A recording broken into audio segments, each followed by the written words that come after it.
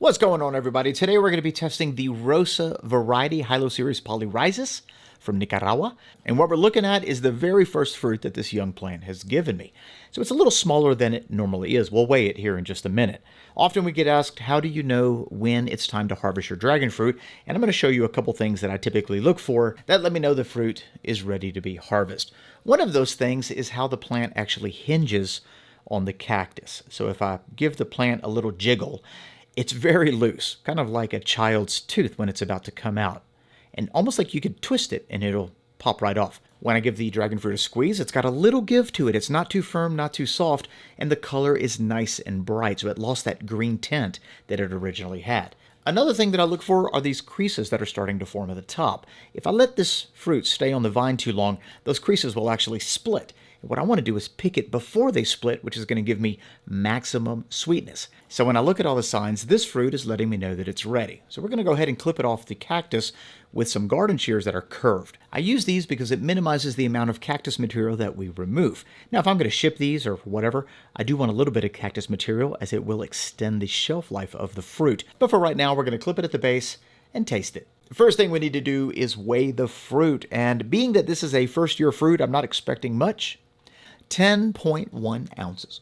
Typically, this particular variety, once mature, will produce fruit that generally weighs closer to about a pound, sometimes a little bit more. We're going to cut it right down the middle, and absolutely gorgeous. This is such a beautiful fruit. Deep, dark red flesh, a little darker than the skin. We're going to run a few tests on this fruit. The first is the acidity. We're going to test the pH. Typically, YouTube videos only test the sweetness, and the acidity is more subjective, but we're about to find out exactly what the pH is of the Rosa dragon fruit. This is one of the things that I love about dragon fruit. So many varieties, so many different flavors. It looks like the pH of the Rosa dragon fruit is coming in at 3.93, 3.94. Okay, we're going to have some tartness with this fruit. I love it. The next thing to test is the sweetness. We're going to test the bricks. Now remember, this is the first fruit that this very young plant has given me. As the plant matures, the fruit has a tendency to get sweeter. It also depends on when you pick it as well, but I feel like we picked this at the perfect time. So I think we should have a pretty respectable, all right, 17.6. Yep, pretty respectable for a first-year fruit of the Rosa variety. All right, let's give it a taste. The sweetest part is going to be right in the center. Here we go.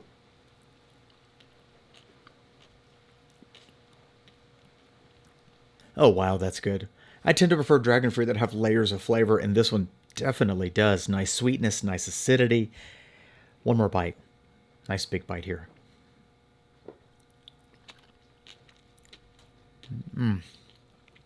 It definitely reminds me of the sweetness of a strawberry, but like the tartness of a cherry. I'm not really picking up any earthiness from the seeds itself. They're just nice and crispy, adds a great texture. Overall, it's a delicious variety. Nice complexity in its flavor, and definitely worth growing. Thanks for watching.